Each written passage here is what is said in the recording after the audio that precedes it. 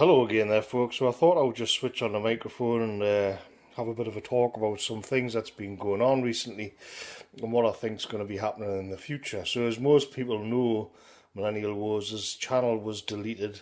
It's 7 years old. It's been around through right from the beginning of before the alt-right sort of surge, and then all the way through, and then it sort of quietened down the last few years. Way of the World's channel has also been deleted, and he's been around for quite a long time. I think he was around from 2016.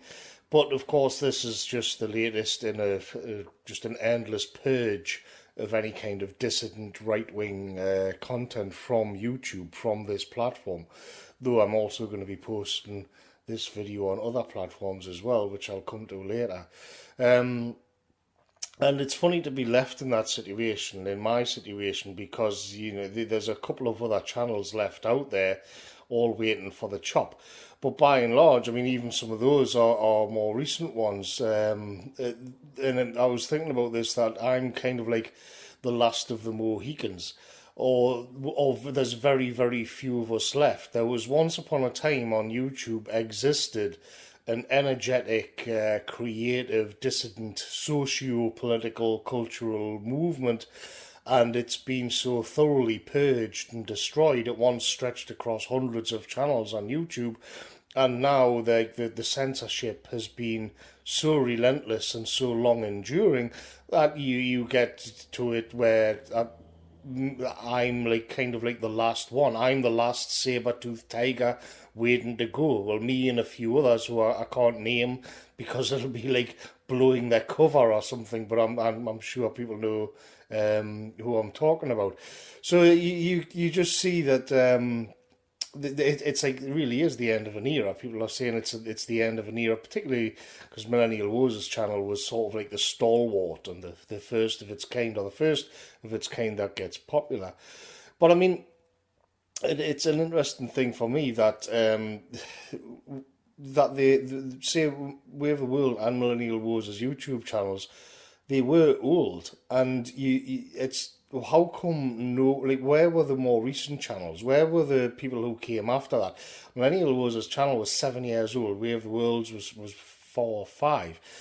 And you think, well, where is the, say, the Way of the World or the Millennial Wars, which came along in, I don't know, 2018 or 2019? Like, where are those channels that have all of these subs? And the fact is, they just don't really exist, with some very notable exceptions.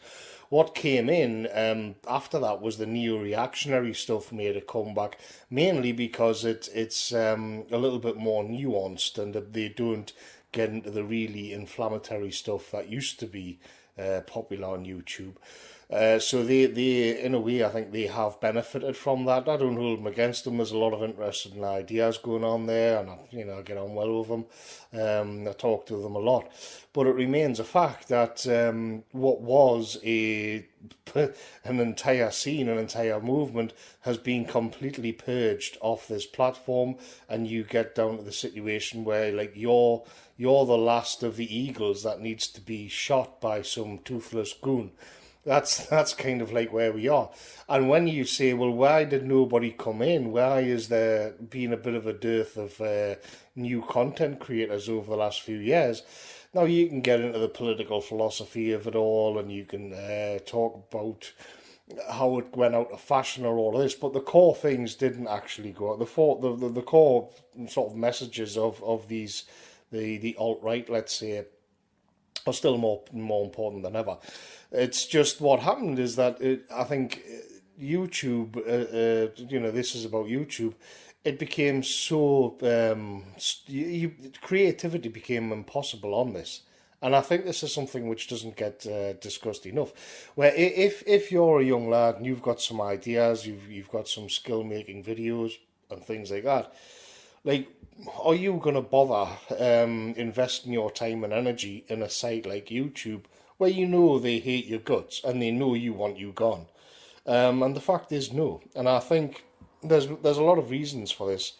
I'd also argue it definitely is a thing that there hasn't been as many people signing up, and being creative and expressing themselves on this platform in the way that they were before 2016, 2015, when it just seemed you couldn't keep up with all of the content. So that's all been purged, and then afterwards, others have seen what's been going on, and they thought, well, there's no point. I'm just not going to get involved. And in a way, that was the whole point of the censorship in the first place. It was to deter people from getting involved. And so I'm actually looking at the general scene and thinking, the way for it's easy to get sort of pessimistic about that, but I'm looking at some of these things popping up like Bitchute and Odyssey, which a lot of people are talking about Odyssey, and I'm actually strangely optimistic because I feel that if you are going to want to be creative and actually get people involved and create new things and create fresh new cultural forms, YouTube's the worst place in the world to do it, because all it does is incentivize conformity and brain dead, dumb, neoliberal left thinking. Not even really interesting left thinking, where they're looking at the money power and dismantling and all this. Like, it's all just this like retardation where you've got to conform to the guidelines of whatever the oligarchs want. And so what you can see is, whereas let's say me and a couple of others are like the last of the Mohicans on this website, the flip side of that is all these grifters like Vouch and ContraPoints who make a killing now. They're not clinging on by their fingernails. They're not getting purged. The left is not in any way subversive whatsoever. They are, I mean, Distributor's done a good video on this recently. And to be fair, there's even criticism going on from within the left about the fact that if it's the right that's being purged by the money power, by the neoliberal oligarchs, by the NGOs, by all of the groups we aren't even allowed to talk about on YouTube.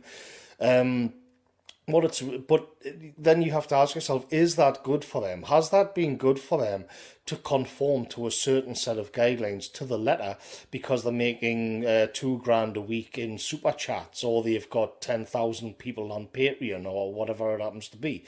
And the fact is, no, I think they are being completely contained on this platform, and it may well be painful for like nationalists and right wingers, dissident right wingers, to be purged in this manner.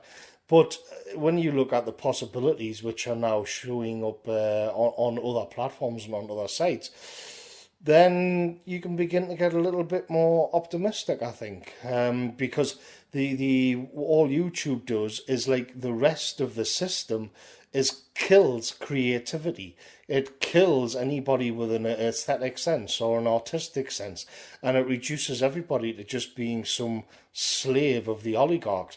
And so when you look at the bulk of the left-wing content, it falls into just a few different modes. One of them is that they can LARP and pretend that there's going to be some grand anarcho-Bidenism on the horizon, that they got rid of the Orange Man, because it does seem to be a bit of an American thing. They got rid of the Orange Man, and now they are going to pressure the Biden and the system into whatever it is, enacting all of these different social policies. Well, some things they may adopt and some things they won't, and you can already see that on many of these issues, the student debt forgiveness and all this, Biden's just telling them to go fuck themselves, and they're going to have to answer for this. In the same way, they're going to have to adopt all of these like sad coping mechanisms when the forever wars start up again in the Middle East, which they will. So they are now in hock to the system, and you can think, well, at the end of the day, yeah, it's like this dead zombified movement, and they've inherited this wasteland of conformity. But it isn't even like any kind of true leftism which is flourishing on YouTube. It's just this conformist, neoliberal, politically correct rubbish which bores everybody to death. Which they then do crap streams for thousands and thousands of dollars. Like, that's it. Which they eventually are going to have to answer for. Like, aren't they supposed to be against all of these people making lots of money? Are they going to share it out? Are they actually going to create a real world organization? No, none of that. None of this. As distributors pointed out in his video, which was a conversation went on. The like whatever you say about Nick Fuentes, there's a real world organisation. It seems like everybody on the right complains that there's nothing emerging. There's no new organisations. That's not actually true. It's just that the organisations get attacked in the real world. But the point that I'm trying to make here is that you also have these lefties on YouTube who are still going to be around when all of us are gone. When the last of the saber-toothed tigers of the right is shot and then hung up on a wall as a trophy on like somebody's tweet because the channel went down. There's still not going to be any kind of socialist movement in the real world because they're all just too fucking lazy and stupid to do anything about it. Meanwhile, in terms of like our scene, where you're in this difficult position where you're used to it's in your sort of habits to go to a certain set of channels because you belong to a certain circle on the internet, and you're seeing it disappear in front of your eyes. Well, the thing is, I've been looking at Odyssey quite a bit lately, and I'm quite optimistic about it. And I'm thinking to myself, well, I can do this again on here. They also give incentives for you to go on there. And I'm thinking to myself, yeah, well, I can go on there and say whatever I want, and it isn't not to be. And I think this was a mistake that was made with Bitchute, was that just because you can say all of these edgy things, then you feel as if you have to. And I think it has to be more natural in the future, where yeah, you may say something which is a little bit spicy, but not just for the sake of it. I think that was the lesson that we learned after the 2017 period. I mean, and for Bitchute, I'm still going to upload to Bitchute. I know there's people been criticising it, but look, at the end of the day, the Bitchute is now under pressure from the system because it allows free speech. Odyssey is pretty much free of the system, but YouTube is the worst of everything because it is the system. It is just a tentacle of the system. It isn't that it's being pressured by the system, it's that it is the system.